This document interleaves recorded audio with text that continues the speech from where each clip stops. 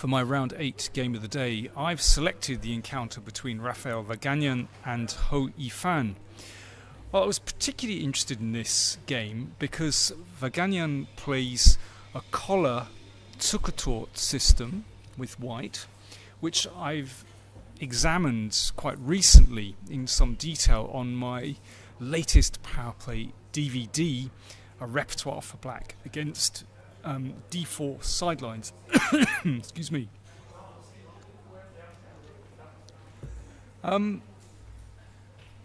This can be quite a dangerous system for white if you don't know what you're doing with black.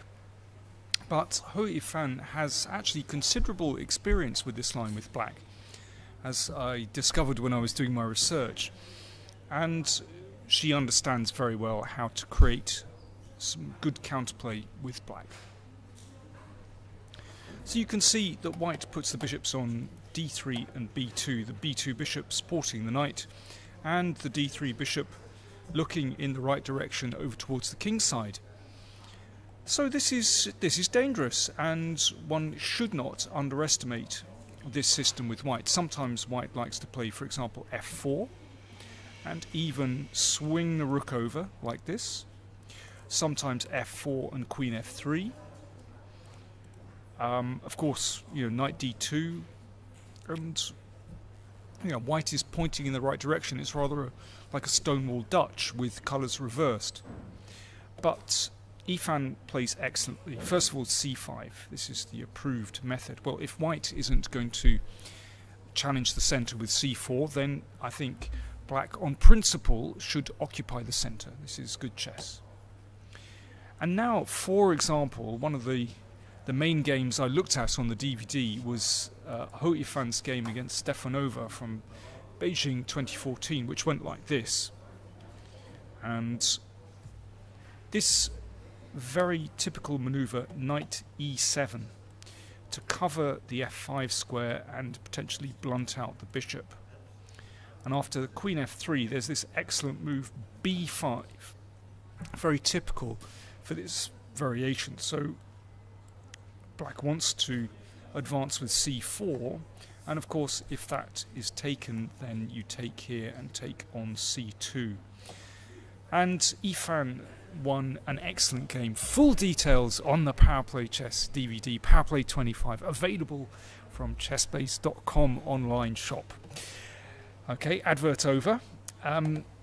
In this position, instead of knight d2 and f4, Vaganian played more conservatively with queen e2, just, well, developing quite sensibly. And indeed, I don't think this attack with f4 is actually too frightening, if black responds correctly. So knight c6, best square for the knight, and threatening to just disturb the bishop here. So therefore, white has to play a3, and now rook c8. So obviously counterplay is going to come on the c file. Knight d2 and knight e7. So Yifan is playing exactly as in her game against Stefanova. So I think f4 would even transpose. Oh no, it's not quite, because the queen is on e2. And in fact, Yifan has had exactly this in another game. Guangzhou 2010, her opponent Huang played f4, and after knight e4, well, this is another excellent move, blotting out the bishop on d3. And, well, already black is absolutely fine here. This is how the game went, and then f6. Just trying to get rid of that knight on e5, and black is already fine. Anyway, Vaganian played, I think, in a better way, putting the rook on d1 opposite the queen. And queen c7. Good square for the queen, so obviously with pressure here, but also some pressure on the c file as well. And as before, f4 isn't really a terribly good move. So Vaganian plays in another one. I think he did well. I think he chose well here. He thought for 20 minutes and played c4. And now we could get a typical hanging pawns position after this, for example. And this is just very unclear. But I think that's really what Vaganian wants, because these bishops look pretty good. Continuation might be possible like this. And after knight e4, obviously this knight is incredibly dangerous, but black takes it off and plays like this, and knight c5, and actually position is roughly level. With that knight on c5, this counters the bishops, and this knight does a good job of protecting on the king side as well. So in this position, after c4, well, black has a lot of different ways to play the position, but Yifan played, as she said, after a 25-minute think. I think she invested her time very well. The knight on e4 blocks out the bishop, and after takes, she simply took on d2, rook takes, and bishop d5. Now, I think this is a clever way of playing, because with the pawn on a3, suddenly both these pawns are just a little bit vulnerable. So the bishop is coming to this very nice square, obviously looking in both directions.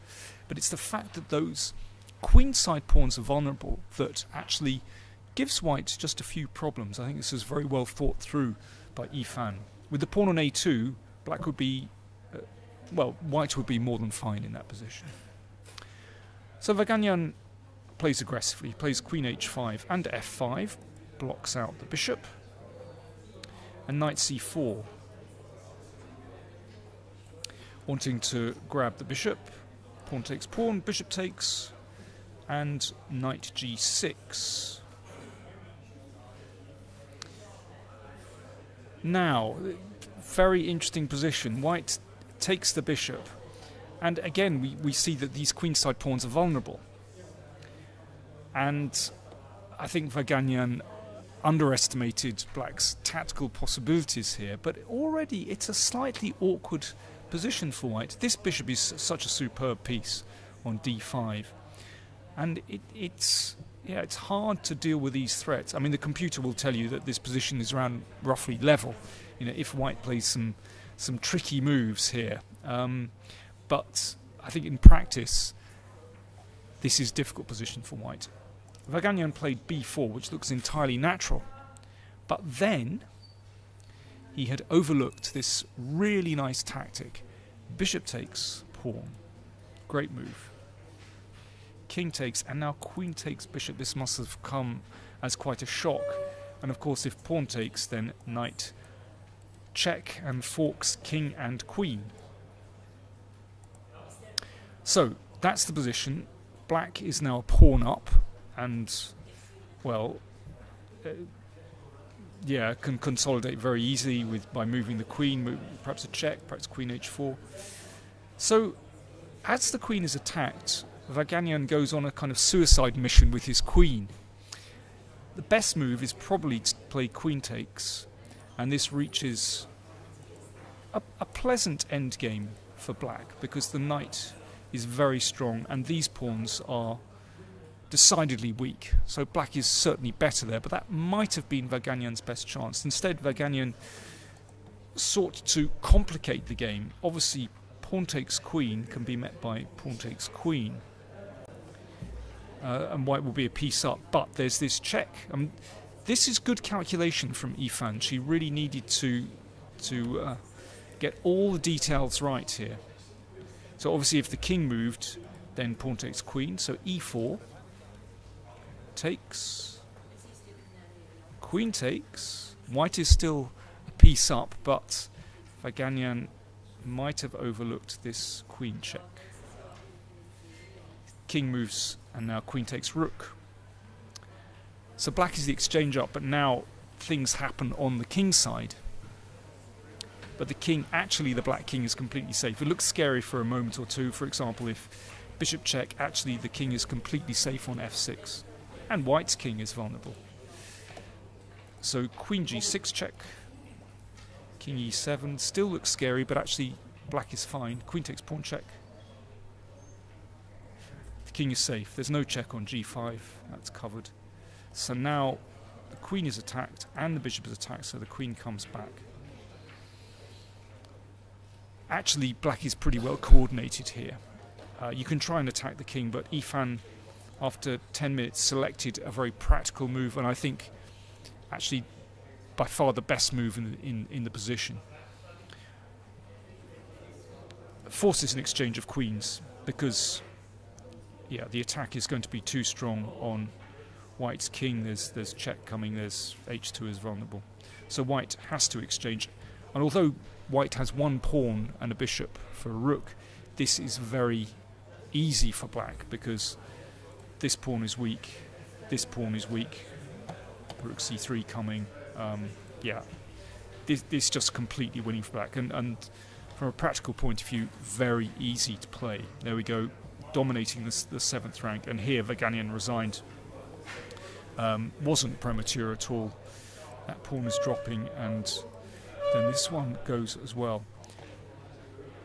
Very well calculated from Yifan. If we go back to this position here, after b4, then she will have had to have foreseen, after bishop takes g2, well, 1, 2, 3, 4, 5, 6, 7, 8, 9, 10, 11, 12, 13, 14, you know, 15, 6, roughly 15 moves ahead, basically, and had to see that this is safe. And it's not just, you know, one move after the other. Lots of those moves are very tricky indeed. She had to spot, for example, way back that this was forking king and rook. Many people would have given up on this variation earlier. So excellent piece of calculation from Yifan, and also impressed by the way she found this position and realised that this would create practical difficulties for White. So very exciting last round in prospect. Hou Yifan leads with Hare Krishna and a chasing pack half point behind. So looking forward to a tremendous last round here in Biel.